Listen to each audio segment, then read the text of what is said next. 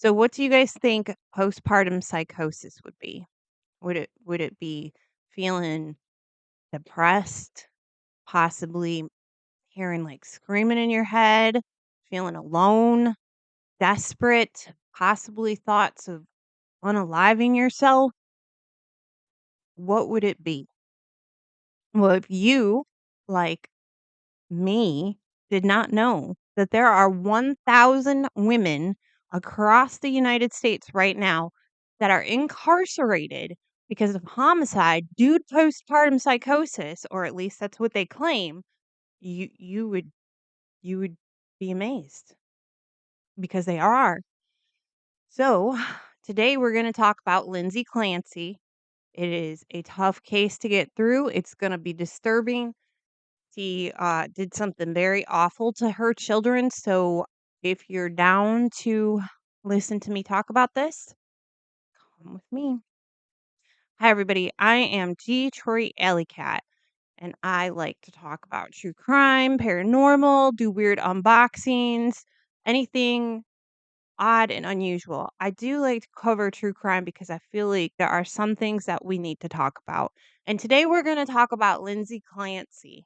Lindsay Clancy has caught my attention for a while, and I haven't gotten a chance to talk about her, but I want to talk about her today because in January of 2023, she had a normal day, just like many of us have. She's lucky enough to have 3 kids on January 24th, 2023. But by the time January 25th hit, those 3 children would not be alive anymore. And I'm sorry to say that that is being defended in court if that is Lindsay Clancy's fault or it is not Lindsay Clancy's fault. So we're going to go through all the things that I found out.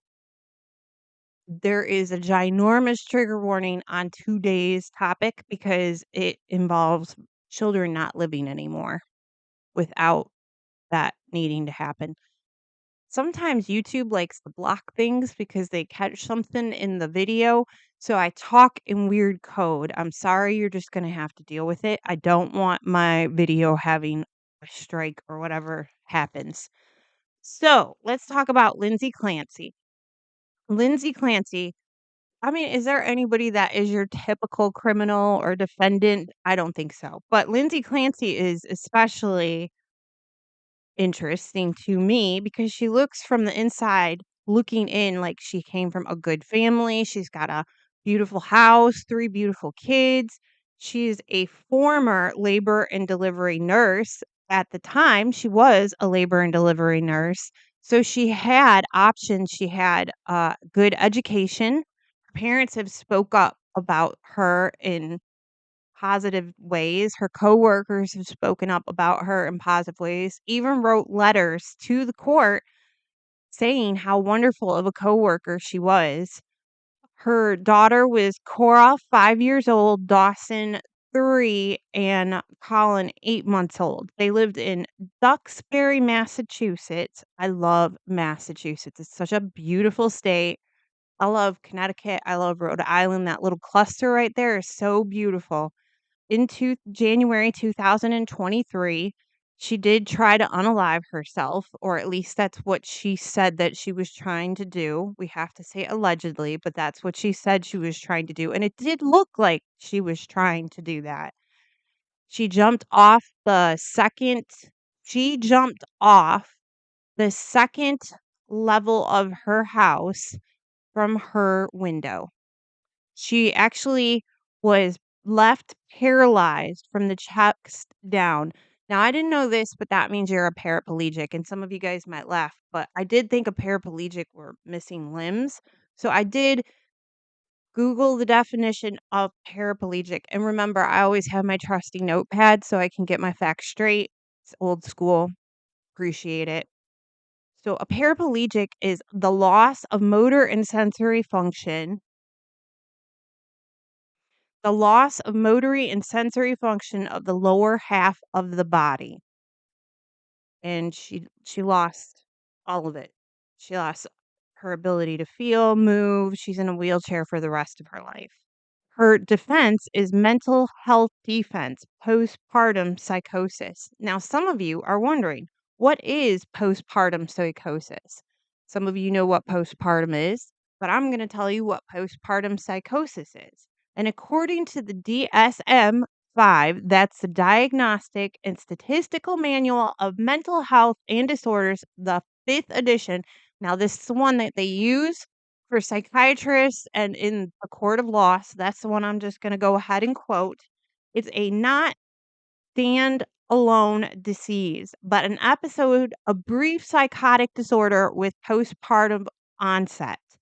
Now, you can go ahead and Google up all or do the definitions of all of those things that I talked about, like psychotic, postpartum.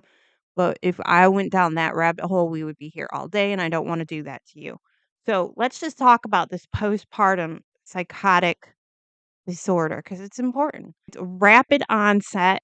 You can have hallucinations and delusions, and then it's extreme mood swings. Now, you might ask, why does it happen? Well, obviously, that person is experiencing postpartum, which is like a depression after having a baby. And they can say you can have that depression after having a baby up to like 2 years. Sometimes I've heard longer, but I would say 2 years.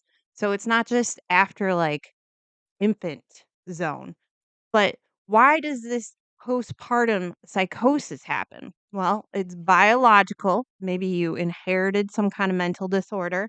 Psychological, bipolar disorder would be a reason to have it, like if you had a mental disorder, or social factors, like possibly not having any support or your husband's pressuring you to have babies and you don't want to. I'm only using that as an example because that actually did happen in another case. All right, let's keep going. In Massachusetts, the insanity defense, which is the defense that her defense is using, is the lack of criminal responsibility.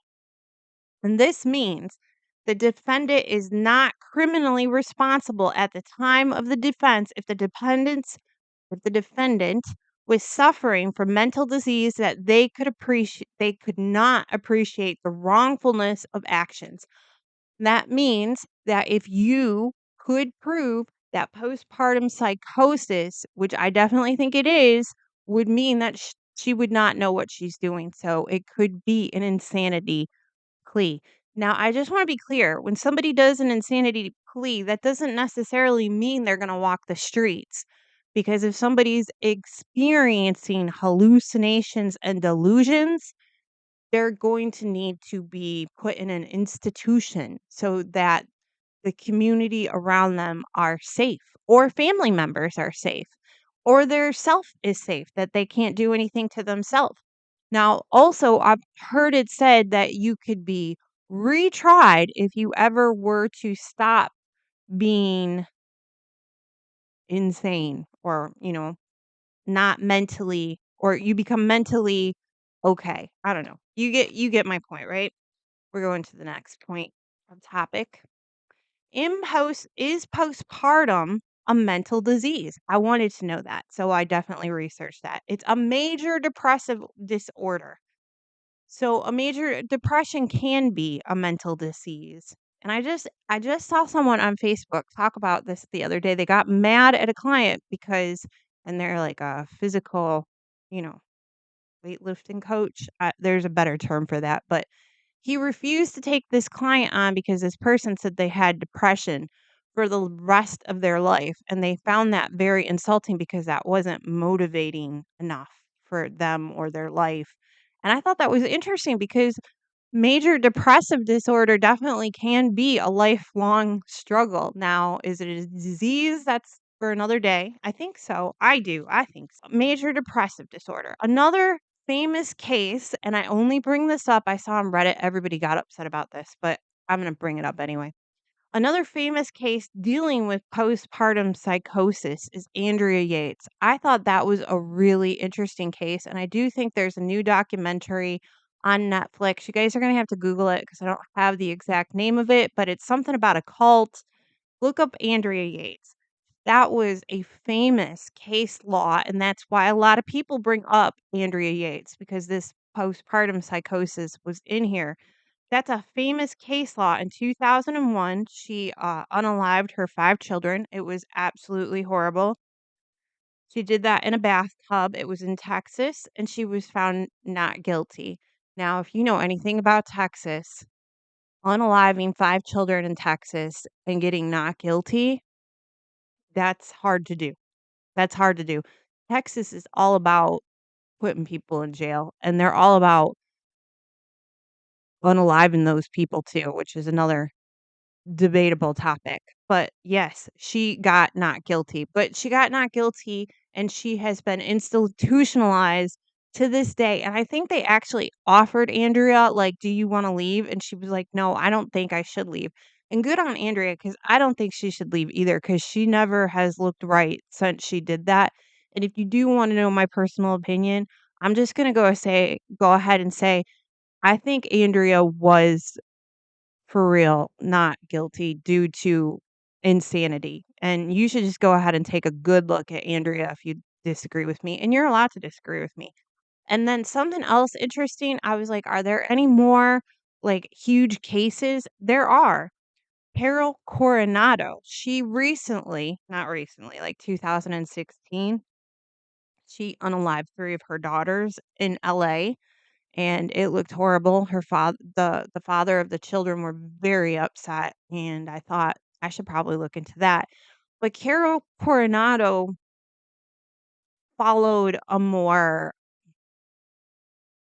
I guess, stereotypical type of situation postpartum, like, I don't want to say that because it sounds very judgy, but I would definitely say that the place that Carol Coronado was in life aligns with people not having resources.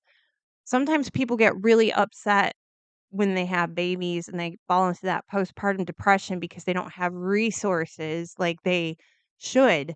You know, other countries, you have a baby and the government gives you like postpartum leave and pays you up to 1 or 2 years. That is a true story. Not here in America. We don't do that. You're lucky to get 8 to 12 weeks paid leave. Sometimes you don't. I think that it's really sad how we treat women here in the United States, and Carol Coronada, she fit into the stereotypical caste system we have of the US not being able to receive the appropriate resources that she would need to help not have what happened to her happen. And you can disagree with me if you want, but personally, I had a child.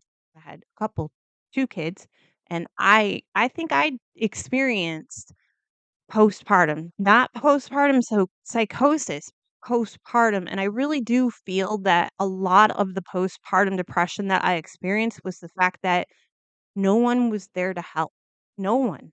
Like, my m my just there my family was not there. I just felt extremely overwhelmed, and if you're young and you're alone, this makes you very vulnerable, and I think this can cause things to happen. Now, do I think that you will experience postpartum psychosis? I don't know. Does this make you eh, I don't wanna give someone an excuse to do something bad, but I also know mental health is something that we don't like to talk about as a country, as families, and I feel like especially women that have babies have this pressure on them to just be quiet and deal with it because that's what they're supposed to do, and I'm sorry, that's still the stereotypical role that a woman plays in many families. And now I see a lot of women going at this as a single mother. And that's also something that we're not talking about how much pressure on single mothers there are to raise their children by themselves. It's a lot. I mean, there are some single fathers out there as well. Let's get back on track, shall we? I could talk about that for hours.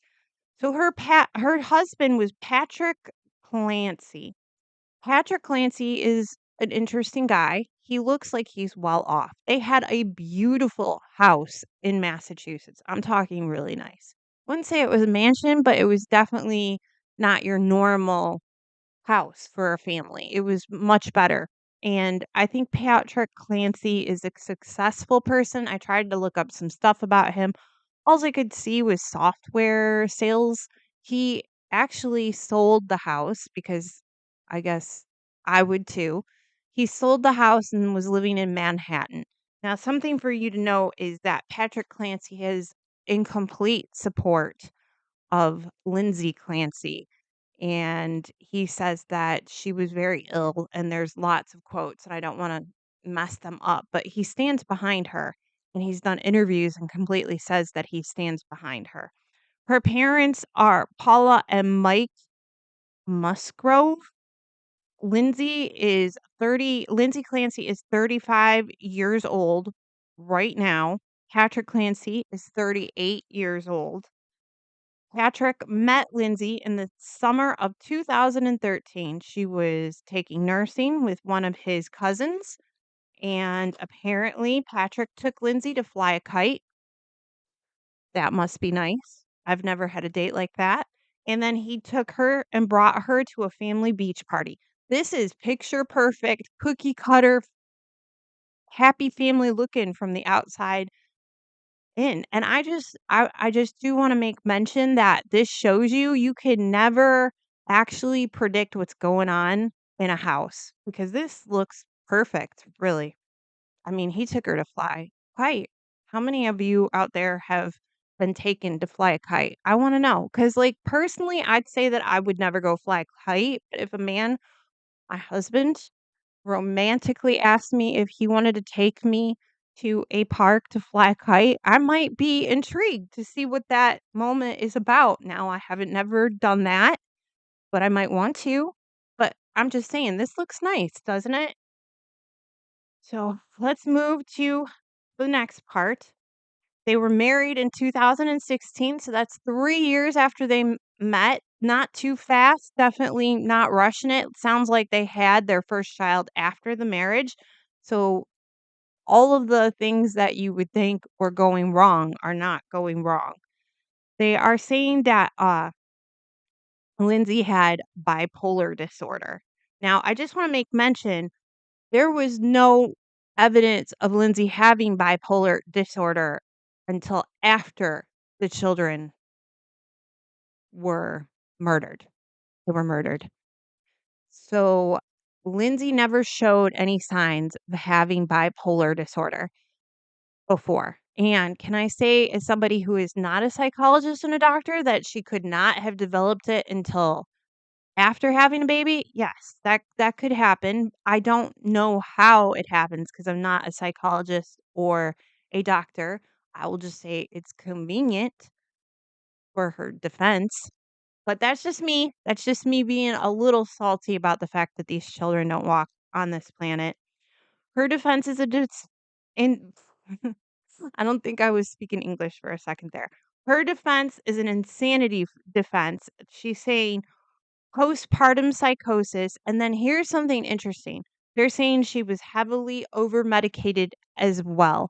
So apparently, after the last child was born, the 8-month-old, she did start complaining about having postpartum. She went to a couple psychologists, and they gave her, like, a ton of medications.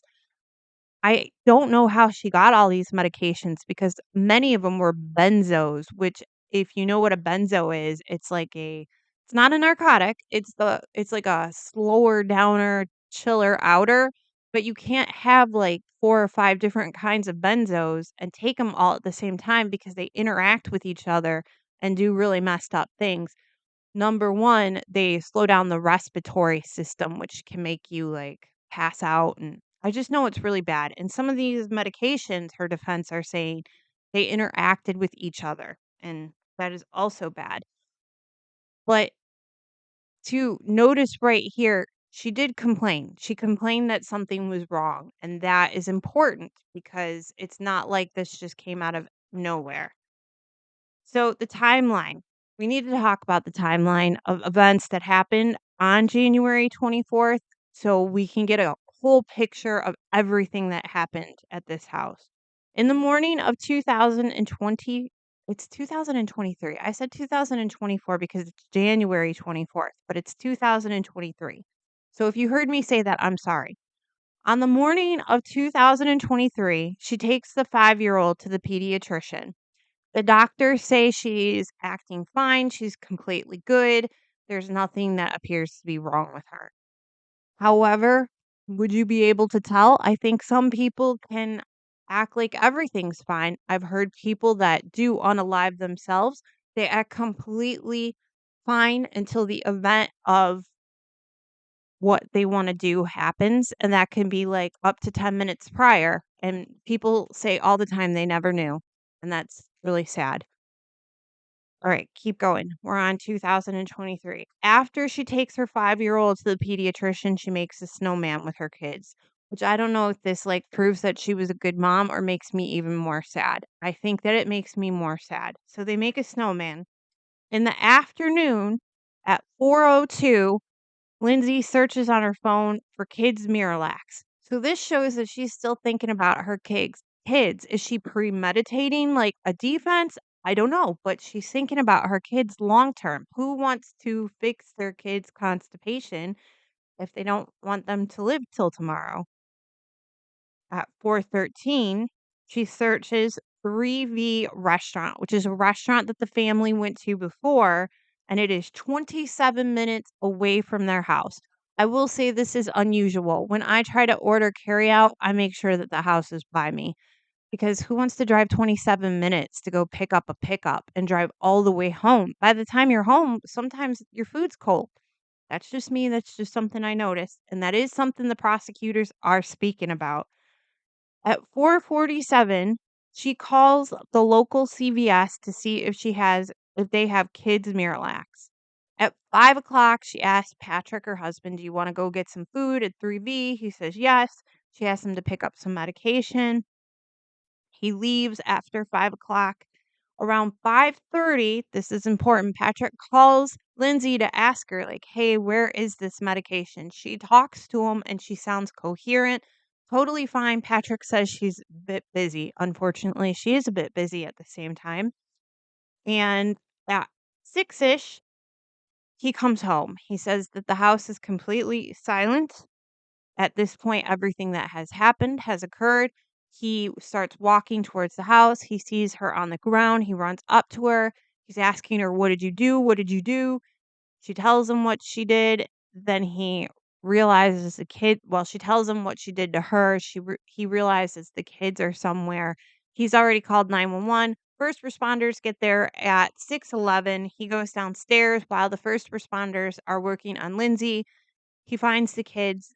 They have been brutally unalived with exercise bands that he had to undo, and you can actually hear the prosecutor talk about how long it took to do that to each of her children, and it's like 2.5 minutes, and she explains how horrible it is, and at any time, Lindsay could have changed her mind. I just threw that in there because that hit me really hard, and I kept hearing it all through the day before doing this, and I did think about that as well. Dawson is the youngest, he's 8 months old. They realize that he's still breathing, he's resuscitated by the first responders. They get a medical lift, they take him to the nearest hospital. Dawson lives for 3 days and then eventually dies. Can you just take a moment to realize how horrible this must be for the family? There are grandchildren, there are, like, family members involved, like, even if you think that the father didn't support Lindsay enough or had some type of responsibility, his whole world was taken from him in one day. It's just it's really bad. So, Duxbury, Massachusetts, it's 35 miles south of Boston, and it's like yeah, it's a really nice little town, just like a perfect little town. Something to make note that I didn't tell you about is that when she had Patrick go pick up those foods, she told her attorney or her psychologist, she heard a voice say to her, "You need to hurry up and commit offing yourself before he gets back. This is your last chance." And she said it was in a man's voice. And on Reddit, which, yes, I do go on Reddit. On Reddit, there's all these wild accusations that this was Patrick that said this to her. I'm just gonna say for the record, I don't think that that happened. Do I think that Patrick is at fault? I can't say that either. I just know that Patrick did stay home all day during the day and work from home because he was aware that she was having problems. I think that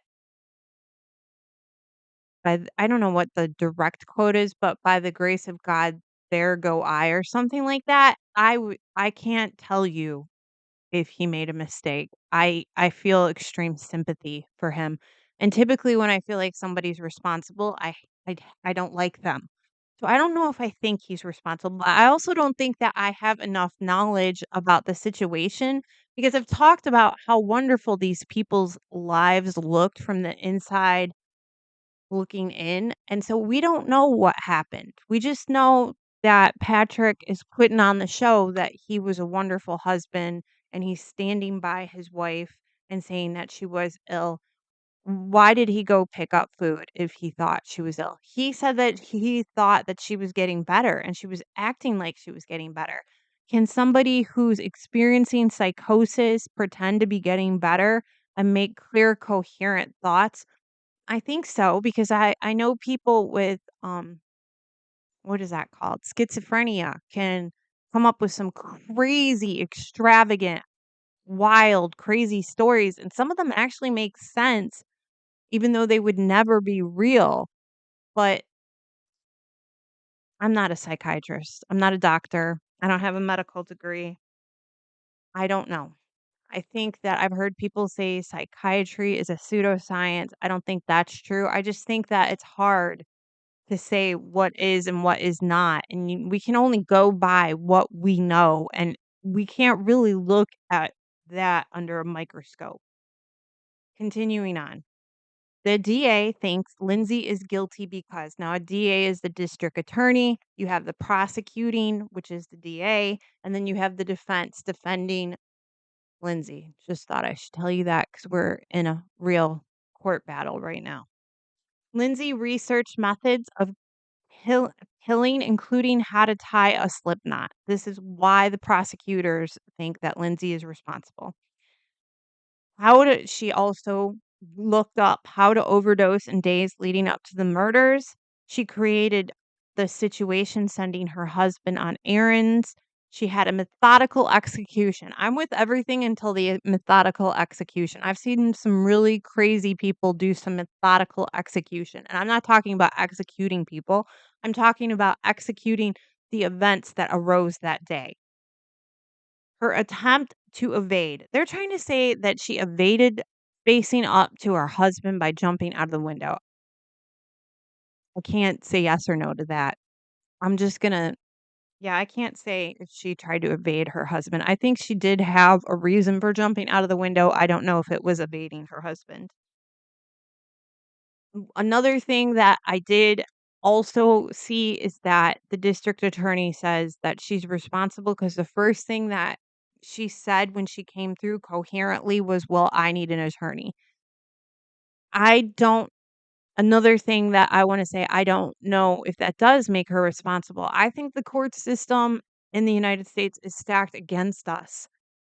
I think it does a lot of good, but I also think it's kinda scary, and I think that anybody that is not bankrolling, has a lot of money to pay for attorneys, should make sure that they have good representation because I don't know, it's just something that's taught to you is always have an attorney. So I don't know if that makes her guilty. Moving on. The case is going to happen in the next few weeks. Patrick lives in Manhattan now because he sold the home. I already told you that. Massachusetts funeral There was a Massachusetts mass funeral held for the kids on February 3rd, 2023. It was really sad. It was really horrible.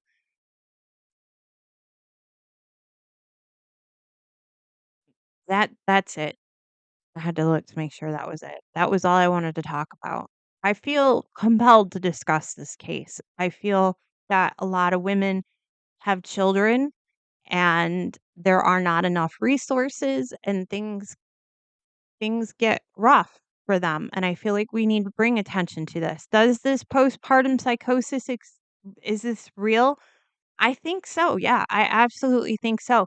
Did Lindsay Clancy have postpartum psychosis?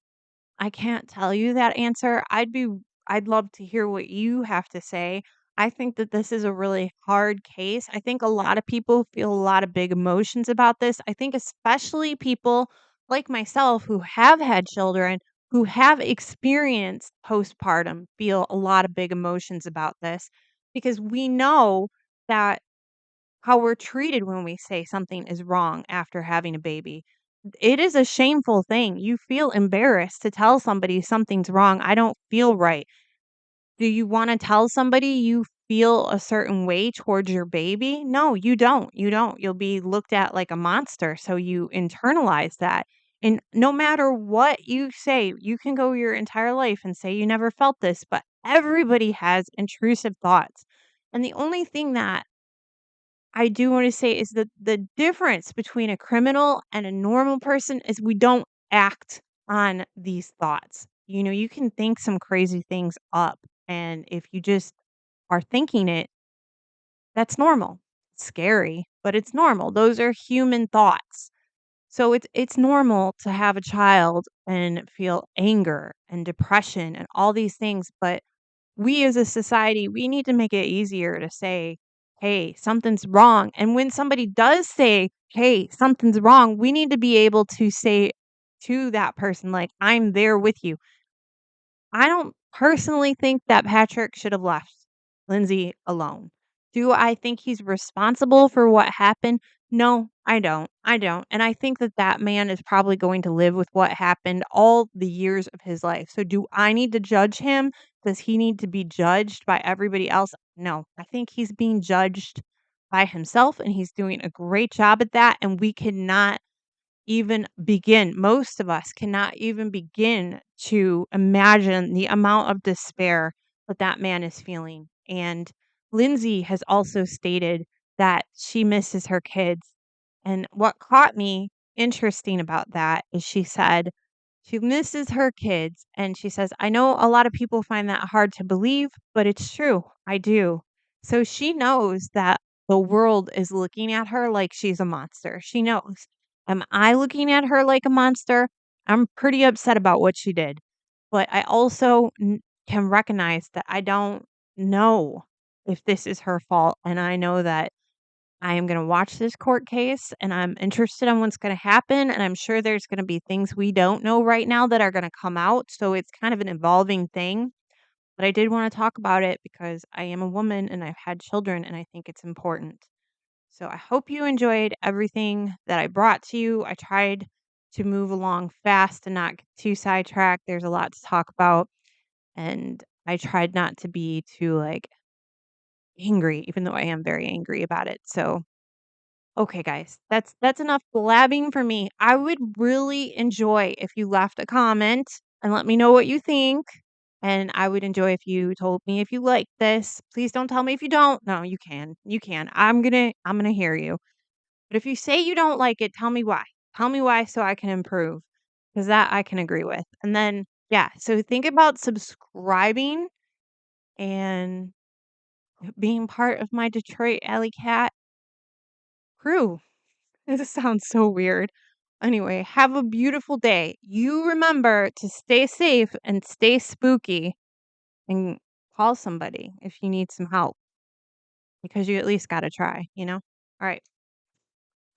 Bye.